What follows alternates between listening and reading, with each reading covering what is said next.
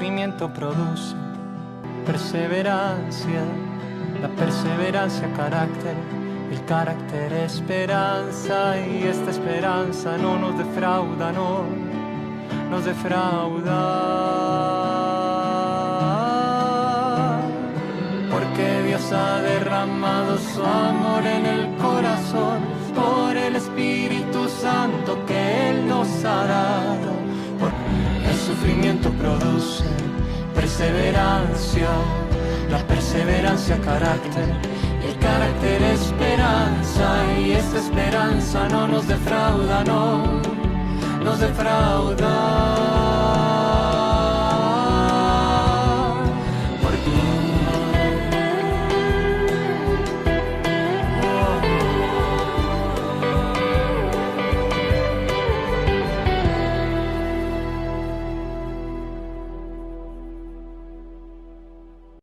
Hola, ¿cómo están? Acá estamos de nuevo con nuestro invitado Eduardo Tatangelo, autor del libro Cuando no se puede parar de sufrir.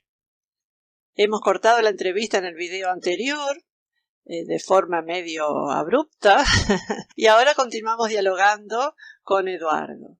Si no vieron la primera parte, los invito a verla para que tenga continuidad este video. Al terminar la entrevista, vamos a presentar los libros que Eduardo escribió, que son imperdibles. No puede faltar, aunque sea uno, en tu biblioteca. Como siempre, los invitamos a suscribirse a nuestro canal, a accionar la campanita para que YouTube avise cuando subimos un nuevo video. Recuerden que todo esto es totalmente gratis.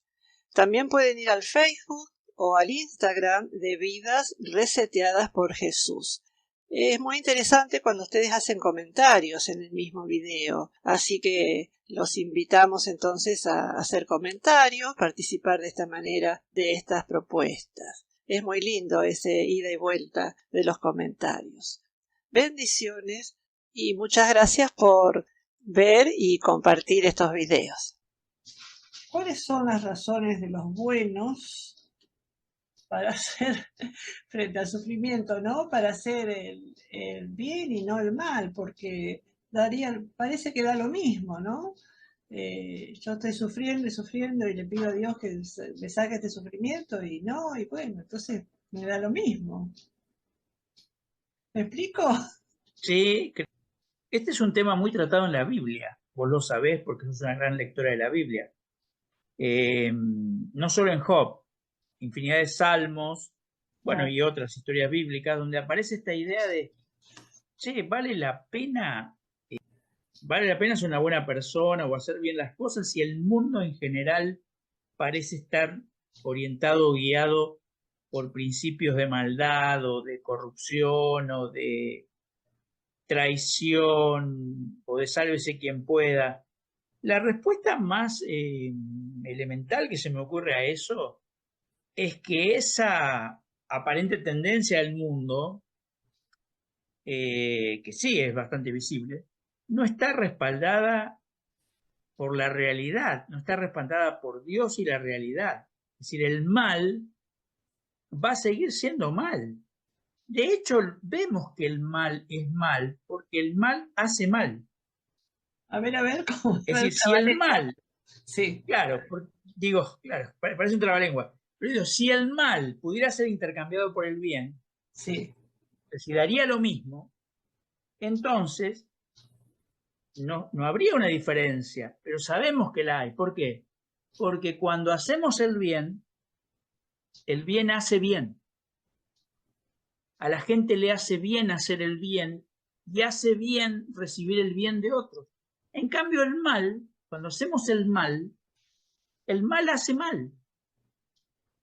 Y enseguida vemos los efectos de que el mal hizo mal. Y que otras personas han sido dañadas. Entonces, la primera respuesta bastante básica es: el mal sigue siendo mal, aunque mucha gente lo practique. No es que deja de ser mal porque se vuelve más democrático. Por ejemplo, pongamos un caso, un ejemplo. Dale. Consumir sustancias psicoactivas daña nuestro cuerpo. Y, por ejemplo, el consumo de algunas sustancias en Estados Unidos está considerado hoy una pandemia. Por ejemplo, todo el consumo de opioides. Hay estados y ciudades de Estados Unidos que están llenas de personas que se están convirtiendo en zombies porque consumen opioides. Pronto va a haber en este canal un video sobre el fentanilo. Muy bien. Paso el chivo. Bueno, adelantamos la noticia. Vos fíjate, que se haga masivo el consumo de drogas no lo hace bueno ni hace que le empiece a hacer bien a la gente. Claro. Es decir, que la masividad del mal lo único que hace es que cada vez estemos más en mayor urgencia de que aparezcan más personas que hagan el bien, ¿no? Pero hay personas que a lo mejor no. A ver, hay personas que dicen, ¿por qué todo me toca a mí? Me tocan enfermedades, me tocan, en fin, males económicos, me tocan males de familiares. Y hay otras personas y yo soy una persona buena, ¿por qué me toca todo a mí? Y el otro, porque, bueno, ahí volvemos. Vuelvo otra vez al principio. No. Ahí volvemos a lo que dijimos antes. La condición de este mundo hace que todas las personas suframos, pero el reparto de esos sufrimientos no está... Está desproporcionado. Claro, bueno, pero porque todo está desproporcionado en este mundo. O sea, no es un mundo ordenado en que vos digas... Y yo creo que hay que erradicar la idea, esta es una idea personal mía, otros pueden pensar distinto. Hay que erradicar la idea de que es Dios que de una manera, porque yo no creo en ese Dios perverso, de una manera deliberada se pone a pensar cuánto mal le va a tocar a cada uno. No, es la vida que hay. Yo, por ejemplo, tengo un amigo que padece fibromialgia y él sufre mucho con la fibromialgia porque es una enfermedad que hace padecer mucho al paciente. Sí. Entonces él un día, en una crisis de dolor, me dijo, Eduardo, ¿por qué me tocó esto a mí? Entonces yo le contesté, porque caíste en las estadísticas. Y él me dijo, ¿cómo que caí en las estadísticas? Y sí, le digo, si vos entras en Google y te fijás, fibromialgia, dice, es una enfermedad que afecta al 1,8% de la población. ¿Qué quiero decir con esto? Estás como los amigos de Job. No, al contrario, todo lo contrario de los amigos de Job, porque el problema de los amigos de Job es que le decían a Job, vos sos una mala persona, entonces Dios te castigó y te mandó esto. Yo estoy diciendo algo completamente distinto. El mal, la enfermedad, la muerte, la desgracia, el accidente, está en el mundo. Y nos puede tocar a todos una cosa o la otra. Después puede haber situaciones personales, historias de vida, mil cosas que uno puede decir, claro. Por ejemplo, el otro día estaba hablando con mi esposa a partir de un accidente que tuve. Ella me dijo, bueno, tuviste muchos accidentes en tu vida y muchos golpes. Y yo le decía, claro, pero ¿quién hizo la vida que yo hice? Que fui granjero 25 años y que entonces esa vida implicaba correr ciertos riesgos físicos. Y entonces, bueno, me fracturé varias veces, me caí varias veces, tuve accidentes. Bueno, ¿pero por qué? Porque el tipo de vida que yo llevaba me predisponía a ese riesgo. Claro. Eso también está en el mundo. Y también hasta puede estar lo psicológico de que a veces estamos tan predispuestos, tan heridos en un área de nuestra vida o tan necesitados de salud emocional que nosotros mismos nos buscamos el sufrimiento. Porque eso también pasa, ¿cierto? Personas que se quieren autocastigar por algo que no están resolviendo. También eso existe. O sea, el tema es muy complejo. Pero yo lo que digo es, saquémoslo a Dios del escenario, porque siempre decimos, no, ¿por qué Dios me mandó? No, Dios no necesita mandar nada, porque acá ya es suficiente. O sea, no es que Dios tiene que mandar sufrimiento al mundo, porque el mundo está lleno de sufrimientos. Muchos de ellos provocados de manera deliberada por los propios seres humanos. Sí. ¿No? Entonces, Dios, al contrario, en Jesucristo nos demuestra que Él quiere eliminar el sufrimiento. Dice el Apocalipsis, enjugar toda lágrima. Ese es el objetivo de Dios, ¿no? Ahora, está difícil en un mundo como el que vivimos, ¿no? Sí. Totalmente, está muy difícil, pero Digo, si creo que tenemos que tener...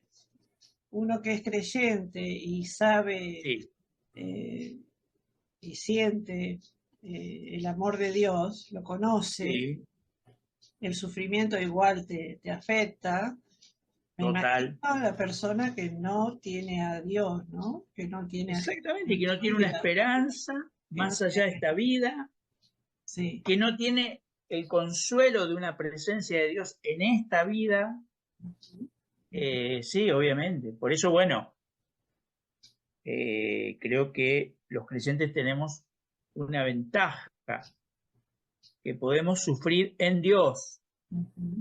que Cristo padeció por nosotros, que Él nos puede entender. Hay una cosa muy linda que dice el libro de Hebreos en el Nuevo Testamento, Ajá. que dice que Jesús es nuestro nuestro sumo sacerdote, pero no es cualquier sumo sacerdote, sino uno que padeció todas las cosas que nos han tocado padecer a nosotros y que entonces puede compadecerse de nosotros, puede entendernos.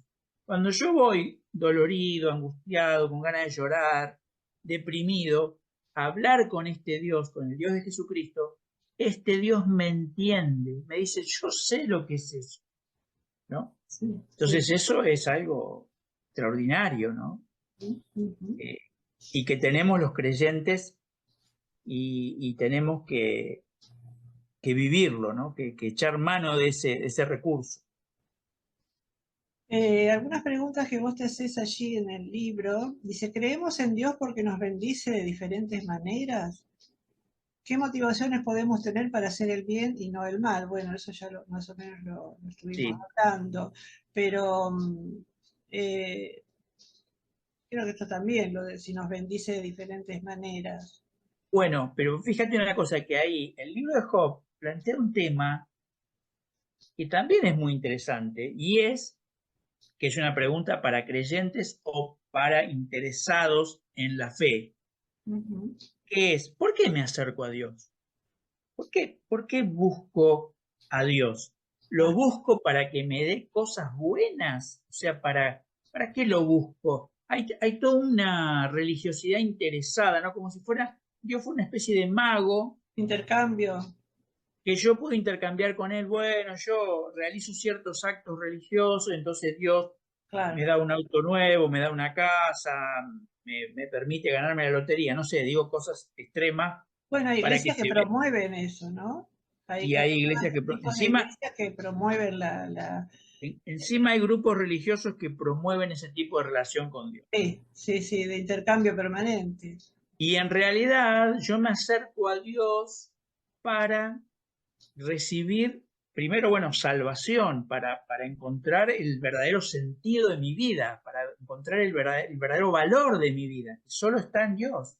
Y luego para recibir bienes que son, en primer lugar, espirituales, es decir, que tienen que ver con mi bienestar como persona, no por lo que tengo, por lo que hago, por lo que logro, Ajá. sino el bienestar de, por ejemplo, no sentirme culpable, saberme una persona perdonada por Dios, Tener paz. saberme amado, ¿eh? En este mundo que es tan difícil ser amado y ser bien amado. Sí, sí. Dios me ofrece su amor, me dice que soy aceptado, que soy valioso como persona. Entonces, todo eso son las bendiciones espirituales que Dios le quiere dar a mi vida. Después, si a eso se agregaran bendiciones de otro tipo, porque Dios también sana enfermedades físicas, provee bienes materiales, sí, porque es un Dios generoso, rico en misericordia, dice la Biblia. Ajá, ajá. Bueno, será añadido, ¿no? Como dice el texto, busquen el reino de Dios y su justicia y las demás cosas serán añadidas. Sí, sí, sí, sí. Pero justamente el libro de Job, pues fíjate que Job era una persona que cuando empieza el libro se nos dice que era perfecto, justo, temeroso de Dios y apartado del mal. Ajá. Era rico. La pregunta que introduce, en este caso, Satanás como personaje en el primer capítulo del libro es, ¿no será que Job es justo, perfecto, temeroso y apartado del mal, porque vos le das todo. Claro. Ya no Así será un cualquiera. interés, Así no será un cualquiera. interés, claro, no será un interesado. O sea, el viejo tema no de no te quiere a vos, te quiere por tu fortuna. Claro. Bueno, entonces Dios dice, no. En el fondo lo que está diciendo Dios ahí en el prólogo es, no, yo sé que Dios, que Job me ama por lo que yo soy, porque él es un hombre realmente recto, pero hagamos la prueba. Entonces ahí Job pierde todo. Y cuando pierde todo, no perdió ese amor que tenía por Dios. Entonces, ahí quedó demostrado que Job tenía realmente una fe sincera, no interesada. Sí, sí, sí, sí, sí. Entonces, me parece que eso también es importante hoy en día para no confundir. Me tengo que acercar a Dios por lo que Dios es y por lo que Dios puede hacer conmigo como persona. Y obviamente que Dios puede traer mucha bendición a mi vida, a mi familia, a mis negocios, a mis actividades, ni hablar. El mismo efecto sanador sobre mi vida se va a expandir sobre mis cosas. Lo más importante es que yo me acerque a ese Dios, ¿no? Sí, sí. Nos acercamos al Señor a veces teniendo una enfermedad o alguien cercano y queremos a toda costa que el Señor sane a la persona y no es así, no se sana, no se cura, no. Que Dios no sana a todos. No. Por más que tenga fe la persona y por más que ore, no sana a todos. No, y cómo Dios obra en nuestra vida es un misterio. Jesús Cómo nos Él sanó en a su todos. sabiduría sabe lo que es realmente mejor para cada uno de nosotros, que nosotros no lo sabemos. A mí me gusta un ejemplo que da un autor cristiano, C.S. Lewis, en un libro que se llama El problema del dolor. Ajá. Él dice, yo siempre lo translitero a una experiencia que tuvimos nosotros con una perra hermosa que teníamos y que ahora, de paso, el año pasado murió. Pero hubo una época, cuando yo era más joven, una perra ovejera alemán muy hermosa y muy buena, ella tuvo una infección en un oído y estaba muy dolorida y se ponía la cabeza de costado porque se ve que le dolía mucho. Entonces decidimos llevarla al veterinario. La llevamos al veterinario, obviamente la tuvimos que subir al auto, una experiencia que ella no tenía habitualmente, o sea que sobre el dolor, el estrés de ir en auto, bajar en una veterinaria, un señor vestido de blanco se le acercó, se puso unos guantes, le puso un bozal en la boca para que no mordiera, y le metió el dedo adentro de la oreja que le dolía para ver cómo estaba, para sacar la pus y lo podrido que había adentro. Después le puso una inyección. La perra bramaba de dolor. Pobrecito. Bueno, cuando terminó todo eso, el veterinario dijo, y esto hay que hacerlo todos los días. Ahora, C.S. Lewis se pregunta lo siguiente, ¿qué posibilidad tendría esa perra de saber que todo eso que estábamos haciendo, que ella en principio solo le generaba dolor y sufrimiento, era para su bien y era lo mejor que podíamos hacer por ella en esas circunstancias? Claro. C.S. Lewis dice, prácticamente las posibilidades son nulas. No es que la perra volvió a mi casa y dijo, no, claro, Eduardo hace todo esto por mi bien, porque me quiere, es un buen dueño. No. Ahora, mirá lo que dice C.S. Lewis, el broche de oro que le pone. La distancia de esa perra conmigo es infinitamente menor que la distancia que tenemos nosotros con Dios. Sí, claro. Para entender sus razones, ¿no?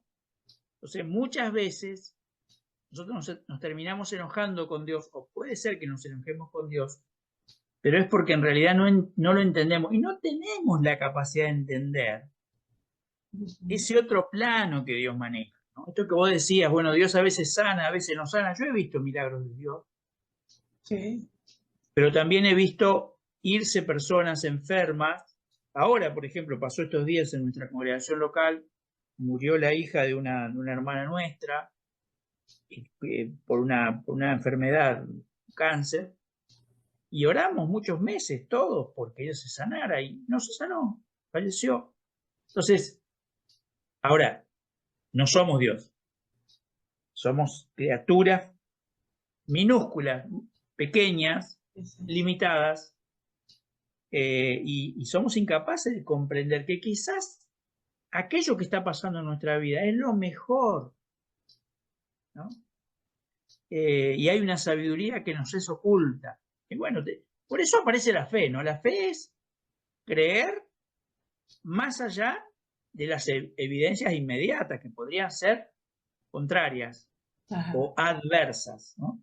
Un capítulo interesante lo titulaste Lo que queda cuando no queda nada. Explícanos, por favor, cómo se puede reaccionar frente a un dolor muy grande. Vos das el ejemplo de los árboles ahí, ¿te acordás? Sí, yo creo que lo que trataba de plantear ahí es que el dolor tiene una característica, en ese sentido, positiva, que elimina o quema un montón de cosas de nuestra vida que son sumamente superfluas y que no dejan ver las cosas realmente importantes. Un servicio que nos hace el dolor, sacudirnos y reenfocarnos a lo fundamental, a lo importante. Vos fíjate esto, pues. Vamos a traer un ejemplo muy sencillo. Todos nosotros, querramos o no, vivimos una vorágine de vida y un poco la cultura que vivimos, la sociedad que vivimos nos arrastra atrás de metas, objetivos y preocupaciones que son banales. Y nos damos cuenta cuando la vida se interrumpe por algo que nos pone en un límite. O sea, cuando te llaman por teléfono y te dicen, tu hijo tuvo un accidente, tu hija tuvo un accidente, tu papá está grave, todas esas cosas por las cuales vos te estuviste haciendo la cabeza los últimos tiempos, que si había subido la luz, que si el zapallito estaba muy caro, que no sé, lo que vos quieras ponerle, ¿viste? Que vos te tenían como nubilado, decir, ay, no, mirá, todos estos problemas. Cuando pasa eso que realmente es importante, vos decís, no, pará, yo estaba pensando cualquier pavada. Porque esto realmente es importante. Entonces, cuando se hace presente el sufrimiento tiene una capacidad de reenfocarlo. Obviamente, si nos dejamos reenfocar. Siempre la puerta en el ser humano se abre de adentro, ¿no? Sí. Entonces, si yo tomo una actitud correcta y digo, para esto me muestra que yo estaba viviendo con prioridades completamente equivocadas. De hecho, hay mucha gente, vos fíjate, que después de una experiencia muy traumática, te cuenta que cambió sus prioridades. Yo he escuchado mucho esta conversación. No, mira, yo hacía así, hasta que me pasó. Después de eso dije, no, yo no puedo seguir viviendo así. Fue interesante eso, ¿no? Como una especie de lanzallamas del sufrimiento que quema todo lo que no tiene verdadero valor. Y por eso el título, ¿qué queda cuando no queda nada? Cuando no parece que no queda nada, en el caso de Job lo perdió todo, sus hijos, sus propiedades, todo, su honor, su salud, pero quedaba él. Se quedaba él en lo que valía como persona, ¿no? En lo que era lo más esencial. Entonces, eso es muy valioso. Decir, bueno, estoy pasando por este momento, pero este momento también, un momento difícil, pero ¿qué me está señalando? ¿Qué me está revelando? ¿Qué me está mostrando? ¿Qué me está diciendo de la persona que soy? ¿Qué me está diciendo de que he vivido equivocado quizás en algunas cosas? Por ejemplo, no sé, a veces hemos estado enojados con personas, con un pariente, con un familiar, viste que en las familias siempre hay algún cortocircuito. Oh. Y por ahí no queremos perdonar y estamos enojados. Ahora, basta que pase algo límite y todos decimos, no, pará, esto es una pavada, ¿cómo puedo tener una actitud así? Claro. O sea, me parece que ahí el sufrimiento viene a traernos un mensaje muy útil, muy valioso, de decir, bueno, ¿qué es lo importante? ¿No? Cuando yo era chico, la gente acostumbraba a decir, lo importante es la salud. Sí. Yo digo, hay 3-4 cosas que uno podría decir, bueno, estas son las cosas importantes, ¿no? Y el sufrimiento tiene la capacidad de recordarnos cuáles son esas cosas. Nunca valoramos tanto algo como cuando lo perdemos. Sí, tal cual. Tal cual.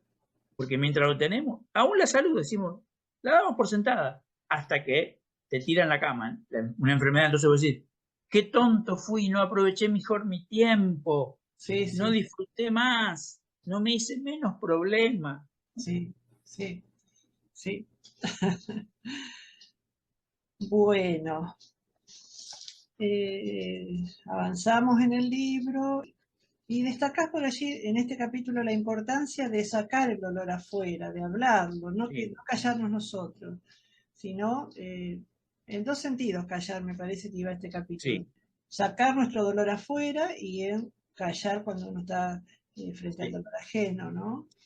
Sí, yo diría que frente al dolor del otro o de la otra, hablar lo menos posible.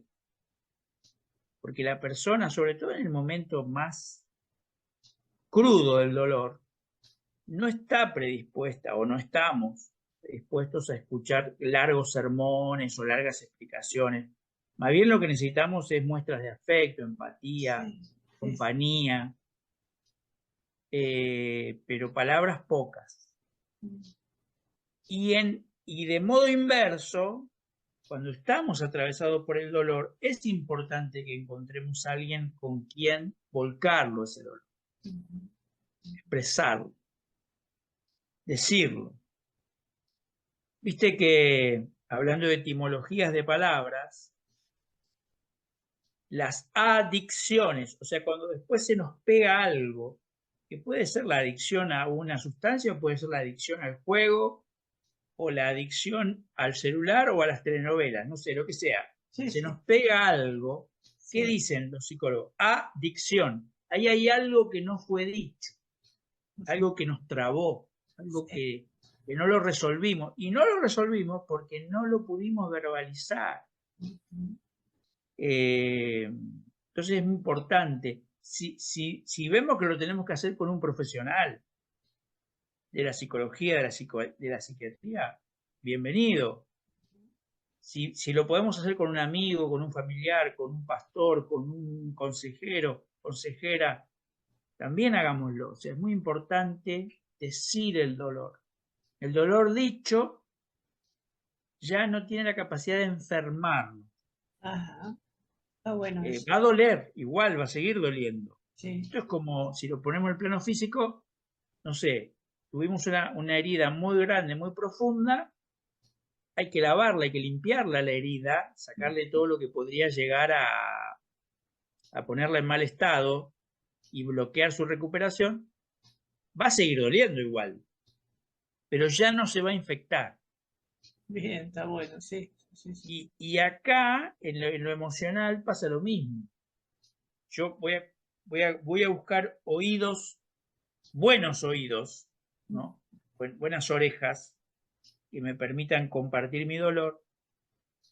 Y ya el poder compartirlo con otro, primero lo va a aliviar. Ya hay un alivio inmediato que es que otro comparte lo que yo estoy pasando.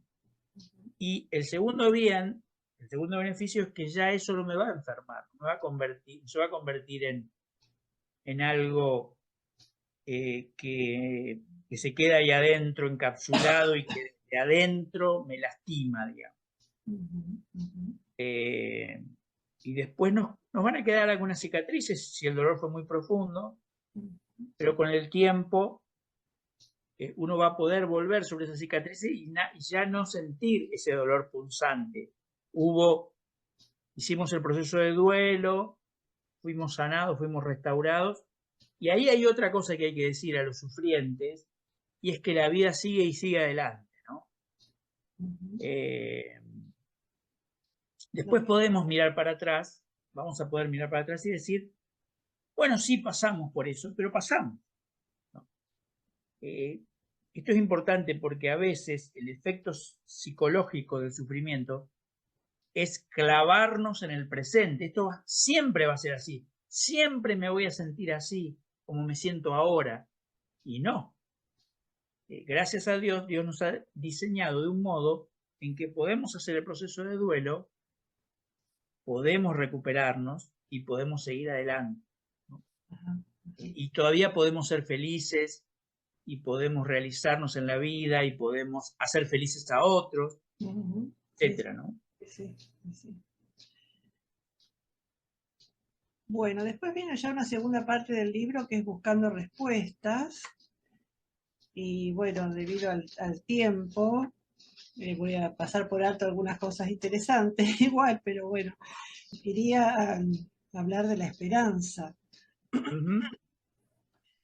Voy a leer un texto en Romanos 5, del 3 al 5, y después te voy a preguntar. Dice, y no solo en esto, sino también en nuestros sufrimientos, porque sabemos que el sufrimiento produce perseverancia. La perseverancia, entereza de carácter, la entereza de carácter, esperanza. Y esta esperanza no nos defrauda, porque Dios ha derramado su amor en nuestro corazón por el Espíritu Santo que nos ha dado. ¿Qué es la esperanza, Eduardo? La esperanza es, bueno, primero digamos que es una de las grandes virtudes del cristianismo, ¿no? Ajá. La fe, la esperanza y el amor, las tres grandes virtudes. Bien. O sea que está ahí en el centro de lo que nos propone el cristianismo. Fe, esperanza, amor. Estas tres cosas permanecen, dice el apóstol Pablo, ¿no? Sí. La esperanza es la confianza, ¿no?, de que nuestra vida no está al garete, digamos, de que nuestra vida no va a tontas y a locas, sino que nuestra vida tiene una direccionalidad en Dios y que no importa lo que pasemos, hay un propósito mayor de Dios en nuestras vidas. Todo lo que nos pasa, todo lo que nos sucede, tiene un sentido y un propósito y puede ser rescatado, reseteado en Dios, ¿no? Me parece que esa es la esperanza. La esperanza es que nuestra vida le pertenece a Dios y en Dios es en donde lo bueno y lo malo de mi vida puede encontrar un sentido profundo, trascendente, que le dé consistencia a mi vida. Yo solo no le puedo dar consistencia a mí. Claro. Pero Dios le da esa consistencia, ¿no? Por eso dice ahí que esa esperanza no avergüenza, al contrario, llena de alegría, de entusiasmo. Y está bueno porque arranca el texto, empieza el texto como con los sufrimientos, ¿no? Y después va pasando. Claro, y vos fíjate que el Nuevo Testamento ahí, toda la Biblia, pero el Nuevo Testamento es súper honesto, no nos vende no nos vende nada cambiado ni nada raro. Nos dice Jesús desde el Evangelio, en el mundo tendrán aflicción. Sí. Pero confíen, yo he vencido al mundo. Entonces, esa confianza que tenemos en que en Dios todo lo que nos pasa puede convertirse en algo que cumpla su propósito, ¿no? Todas las cosas, a los que aman a Dios, todas las cosas ayudan a bien, de acuerdo al propósito con el que hemos sido llamados. Es decir que para los que amamos a Dios, aún las cosas que parecen que no cuadran, cuadran. Eso es esperanza. Sí. Eso es esperanza, ¿no? La certeza de que al final todo cuadra, pero Dios. Él es el que lo cierra, el que le da sentido, ¿no? ¿Y la sabiduría? Y bueno, la sabiduría sería el arte de vivir así, el arte de saber vivir en las buenas y en las malas. ¿Cómo se es sabio? ¿Cómo se consigue sabiduría? ¿Dónde se compra? Esto es para otro programa. Bueno. Esto es para otro programa. Es un tema que me reapasiona porque yo estudié y enseñé muchos años los libros de sabiduría del Antiguo Testamento. Es un tema... Tocaste un tema me lo tomo en serio, ¿eh? Tomátelo en serio. O sea, hagamos un programa sobre la sabiduría que me encanta. ¿Otro video sobre sabiduría? Sí, cómo no. Bueno, Vos sabés que en unos días va a salir, en un mes más o menos, un libro que escribí sobre las bienaventuranzas. qué bueno. Y yo las leo desde el punto de vista de la sabiduría del Antiguo Testamento. O sea, Bueno, como declaraciones de sabiduría. Ajá. Cuando publiques el libro, Hacemos el programa, hacemos el video, ¿querés? el video. Sí, sí, Mirá sí. que hay mucha gente escuchándote, ¿eh? Sí, pero me comprometo y te comprometo. Se nos termina el tiempo, Eduardo, y no hablamos de Bueno, tus libros. Que conozcan tus obras, porque este es realmente hermoso, hermoso. qué bueno, me Así que, alegro mucho, Eduardo, me bueno, alegro mucho. te voy a despedir Dale, porque Don Zoom nos está corriendo. sí, Entonces, las preguntas de la sabiduría quedan para el próximo capítulo. exactamente. Siguiente capítulo. Gracias, muchas gracias nuevamente. Realmente fue muy lindo charlar con vos y espero que a la gente le guste. Y cariños a Esperemos que sí. Lizzy, que hemos mateado Gracias. no nunca mira. Gracias, Betty, por invitarme y yo lo disfruté muchísimo. Y espero con ansias volver a encontrarnos y hablar de otros temas. Sobre las bienaventuranzas, pero leídas desde la sabiduría del Antiguo Testamento. Buenísimo. Un adelanto hasta que se nos corte. Un adelanto en un minuto, tenemos un minuto, dale. No, no, no, no. No se puede. No se puede. Bueno. Entonces, allí Muchas gracias, Betty. llegamos. Gracias. Chao, Nos Edwin. estamos viendo. Chau. Bendiciones. Chau, chau. Igualmente. Chao.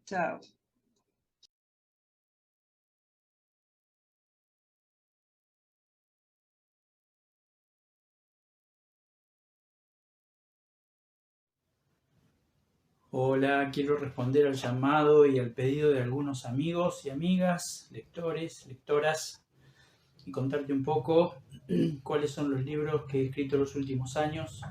Esta aventura con los libros empezó hace exactamente 10 años cuando publicamos este libro, Cuando no se puede parar de sufrir.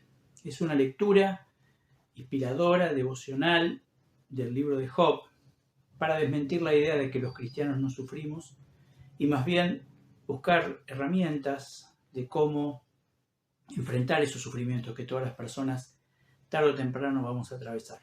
Ese libro tuvo tanto éxito que salió otra edición, que es esta, que ha sido de mucha ayuda a muchas personas que pasan por sufrimientos, dolores, duelos, pérdidas.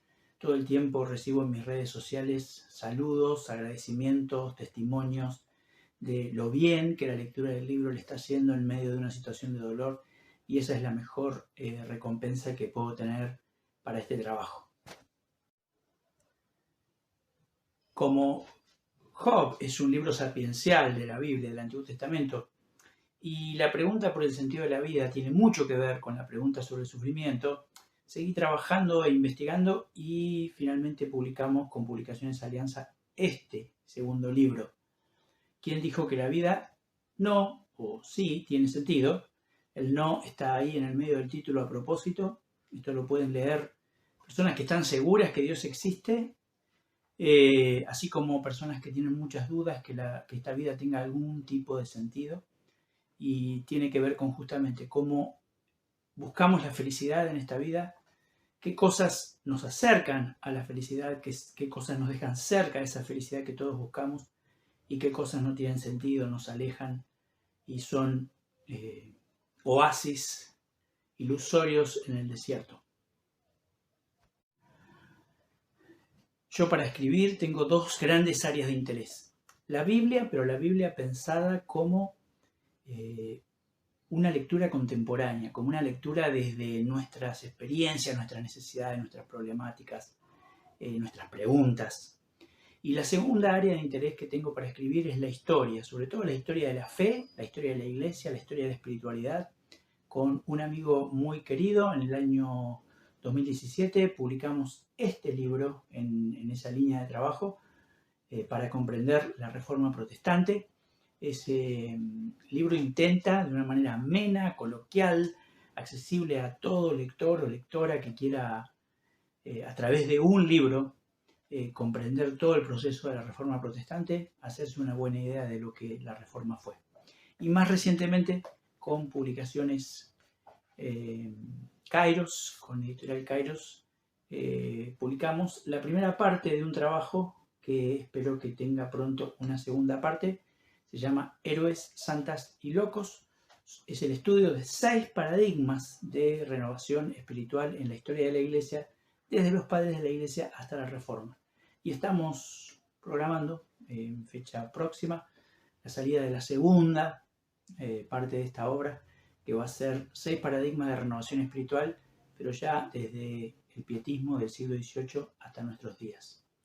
De paso, te cuento que en pocos días, quizás un par de meses, con Publicaciones Alianza, vamos a estar sacando un libro sobre las bienaventuranzas, 8 formas de ser feliz y de hacer felices a los demás, pero eso te lo cuento con más detalle pronto en otro video.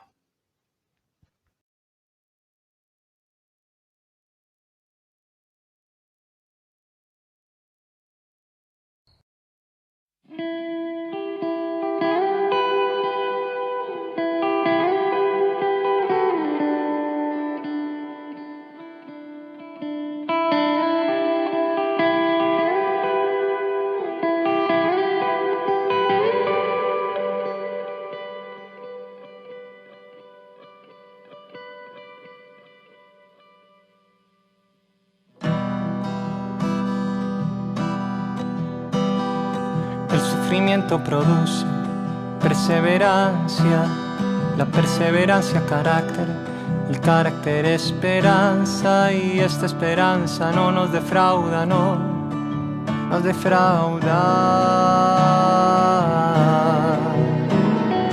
El sufrimiento produce perseverancia, la perseverancia carácter, el carácter esperanza, y esta esperanza no nos defrauda, no nos defrauda.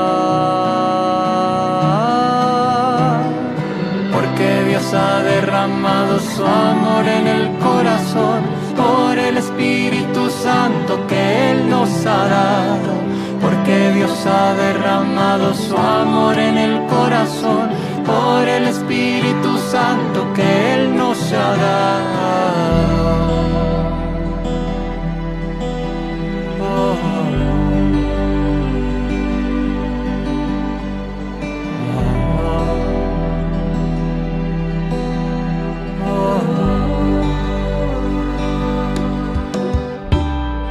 El sufrimiento produce perseverancia, la perseverancia carácter, el carácter esperanza, y esta esperanza no nos defrauda, no nos defrauda.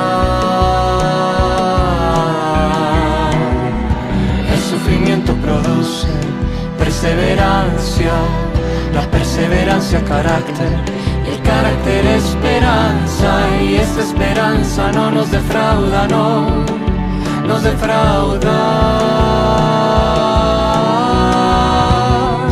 Porque Dios ha derramado su amor en el corazón por el Espíritu Santo que Él nos ha dado. Porque Dios ha derramado su amor en el corazón por el Espíritu Santo que Él nos ha dado. Porque Dios ha derramado su amor en el corazón por el Espíritu Santo que Él nos ha dado. Porque Dios ha derramado su amor en el corazón por el Espíritu Santo que Él nos ha dado.